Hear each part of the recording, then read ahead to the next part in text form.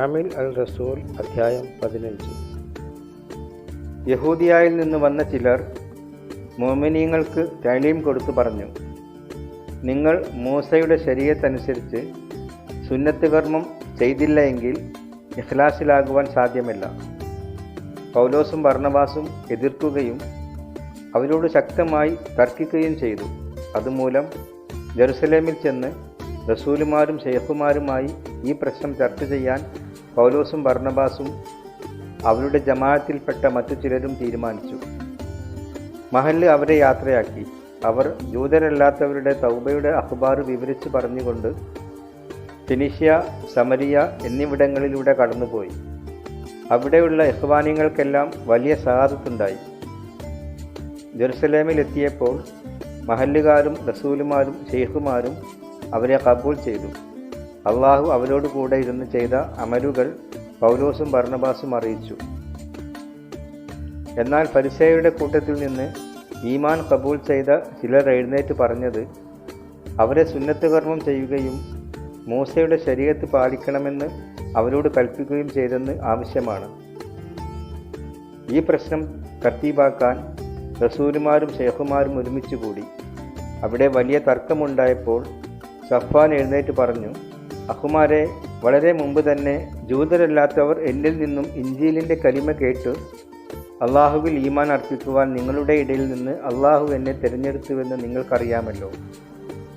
ഖൽബുകളെ അറിയുന്ന അള്ളാഹു നമ്മിൽ പകർന്നതുപോലെ ഈമാൻ അർപ്പിച്ചതിനാൽ അവർക്കും റൂഹുൽ ഖുദ്ദൂസിനെ നൽകിക്കൊണ്ട് അവരെ അംഗീകരിച്ചു. നമ്മളെയും അവരെയും തമ്മിൽ അള്ളാഹു വ്യത്യാസമൊന്നും കാണിച്ചിട്ടില്ല. അവരുടെ ഖൽബുകളെയും ഈമാനിനാൽ തുഹൂറാക്കി. അതുകൊണ്ട് നമ്മുടെ പിതാക്കന്മാർക്കോ നമുക്കോ താങ്ങാൻ കഴിയാത്ത ഒരു മുഖം ഇപ്പോൾ സ്വഹാബികളുടെ കഴുത്തിൽ വെക്കാൻ എന്തിനു അള്ളാഹുവിനെ നിങ്ങൾ പരീക്ഷിക്കുന്നു? റബ്ബായ ഈസയുടെ നിയമത്തിലാണ് ഇഖ്ലാസിലാകുന്നതെന്ന് നമ്മെപ്പോലെ തന്നെ അവരും വിശ്വസിക്കുന്നു. ജാമിയ എല്ലാം മിണ്ടാതിരുന്ന് അവരിലൂടെ ജൂതരല്ലാത്തവരുടെ ഇടയിൽ അള്ളാഹു പ്രവർത്തിച്ച കുദറത്തുകളും അലാമത്തുകളും ബർന്നബാസും പൗലോസും വിവരിച്ചത് ശ്രദ്ധാപൂർവം കേട്ടുകൊണ്ടിരുന്നു. അവർ പറഞ്ഞ് അവസാനിപ്പിച്ചപ്പോൾ യാക്കൂബ് പറഞ്ഞു, അഖുമാരെ, ഞാൻ പറയുന്നത് കേൾക്കുവിൻ. അള്ളാഹുവിൻ്റെ ഇസ്മിന് വേണ്ടി ജൂതരല്ലാത്തവരിൽ നിന്ന് ഒരു ഉമ്മത്തിനെ തിരഞ്ഞെടുക്കാൻ അള്ളാഹു ആദ്യം അവരെ സിയാറത്ത് ചെയ്തത് എങ്ങനെയെന്ന് ശിമയോൻ വിവരിച്ചുവല്ലോ. നബിമാരുടെ കിതാബും ഇതിനോട് പൂർണ്ണമായി യോജിക്കുന്നു. ഇങ്ങനെ എഴുതപ്പെട്ടിരിക്കുന്നു, അതിനുശേഷം ഞാൻ തിരിച്ചു വരും. ദാവൂദിൻ്റെ വീണുപോയ കൈമ ഞാൻ വീണ്ടും പണിയും. അതിൻ്റെ നഷ്ടശിഷ്ടങ്ങളിൽ നിന്ന് ഞാൻ അതിനെ പുതുക്കി പണിയും. അതിനെ ഞാൻ വീണ്ടും ഉയർത്തി നിർത്തും.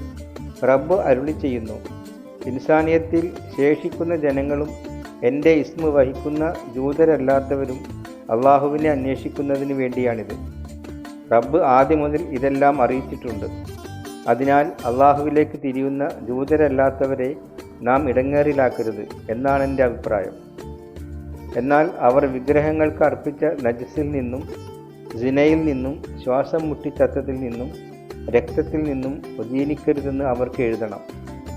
മൂസയുടെ ശരീഅത്ത് എല്ലാ സാബത്തിലും ജൂതപ്പള്ളികളിൽ ഖിറാഅത്ത് ചെയ്യുന്നതിനാൽ തുടക്കം മുതൽ എല്ലാ മദീനകളിലും വയല് പറഞ്ഞിരുന്നവർ ഉണ്ടല്ലോ. അവരിൽ നിന്ന് ചിലരെ തിരഞ്ഞെടുത്ത് ബർന്നബാസിനോടും പൗലോസിനോടുമൊപ്പം അന്ത്യോക്യയിലേക്ക് അയക്കുന്നത് നന്നായിരിക്കുമെന്ന് റസൂലുമാർക്കും ശൈഖുമാർക്കും മഹല്ലിന് മുഴുവനും തോന്നി. അഹ്മാരിൽ മുദീറുമാരായിരുന്ന ബർശബാസ് എന്ന് വിളിക്കുന്ന ഊദാസിനെയും സീലാസിനെയും ഒരു എഴുത്തുമായി അവർ അയച്ചു. എഴുത്ത് ഇപ്രകാരമായിരുന്നു: റസൂലുമാരും ശൈഖുമാരുമായ നിങ്ങളുടെ അഹ്മാർ അന്ത്യോക്യയിലെയും സിറിയയിലെയും കിലിക്കിയയിലെയും ജൂതരല്ലാത്തവരിൽ നിന്ന് ചേർന്ന് വന്നിട്ടുള്ള അഹ്മാരായ നിങ്ങൾക്ക് സലാം ചെയ്യുന്നു.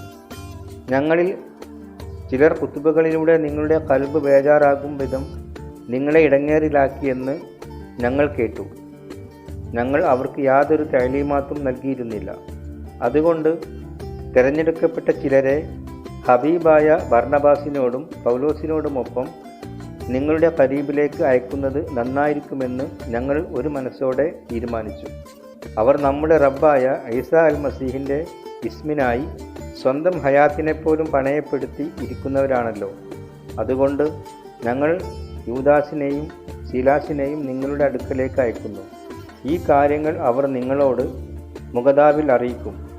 താഴെ പറയുന്ന കാര്യങ്ങളെക്കാൾ കൂടുതലായി ഒരു എടങ്ങേറും നിങ്ങളുടെ മേൽ ചുമത്താതിരിക്കുന്നതാണ് നല്ലതെന്ന് റൂഹുൽ ഖുദ്ദൂസിനും ഞങ്ങൾക്കും തോന്നിയിരിക്കുന്നു. വിഗ്രഹങ്ങൾ കർപ്പിച്ച വസ്തുക്കൾ, സിന, ശ്വാസം മുട്ടിച്ചു കൊല്ലപ്പെട്ടവ, രക്തം എന്നിവയിൽ നിന്നും നിങ്ങൾ അകന്നിരിക്കണം. ഇവയിൽ നിന്ന് അകന്നിരുന്നാൽ നിങ്ങൾക്ക് നന്ന്. നിങ്ങൾക്ക് അള്ളാഹു ആഫിയത്തും ബർക്കത്തും നൽകട്ടെ. അവർ യാത്ര തിരിച്ച് അന്ത്യോക്യയിലെത്തി. ജനങ്ങളെ മുഴുവൻ വിളിച്ചുകൂട്ടി എഴുത്ത് അവരെ ഏൽപ്പിച്ചു. അവർ ആ കത്ത് വായിച്ച് അതിലെ തഅലീമാത്ത് ഖിറാഅത്ത് ചെയ്ത് ഷഹാദത്തിലായി. യൂദാസും ശീലാസും പ്രവാചകന്മാർ കൂടിയായിരുന്നതിനാൽ അഹ്മാർക്ക് വളരെ തഅലീമാത്ത് നൽകുകയും അവരെ ഈമാനിൽ ഉറപ്പിക്കുകയും ചെയ്തു. അവർ കുറേ നാൾ അവിടെ ചെലവഴിച്ചു. പിന്നീട് അവർ റസൂലുമാരുടെ ഖരീബിലേക്ക് ഇഖ്വാനീങ്ങൾ ഷഹാദത്തോടെ യാത്രയാക്കി. എന്നാൽ ശീലാസ് അവിടെ തന്നെ തുടരാൻ തീരുമാനിച്ചു. പൗലോസും ബർന്നബാസും മറ്റു പലരോടുമൊപ്പം റബ്ബിൻ്റെ കലിമയുടെ ഖുതുബ പറയുകയും തഅലീം നൽകുകയും ചെയ്തുകൊണ്ട് അന്ത്യോക്യയിൽ താമസിച്ചു. കുറേ ദിവസം കഴിഞ്ഞപ്പോൾ പൗലോസ് ബർന്നബാസിനോട് പറഞ്ഞു, വരൂ, നാം റബ്ബിൻ്റെ കലിമയുടെ ഖുതുബ പറഞ്ഞ എല്ലാ മദീനകളിലും തിരിച്ചു ചെന്ന് ഇഖ്വാനീങ്ങളെ സിയാറത്ത് ചെയ്ത് അവർ എങ്ങനെ അൽ മസീഹിലായിരിക്കുന്നുവെന്ന് നോക്കാം. മർക്കോസ് എന്ന് വിളിക്കുന്ന യൂഹന്നയെ കൂടി കൊണ്ടുപോകാൻ ബർന്നബാസ് ആഗ്രഹിച്ചു.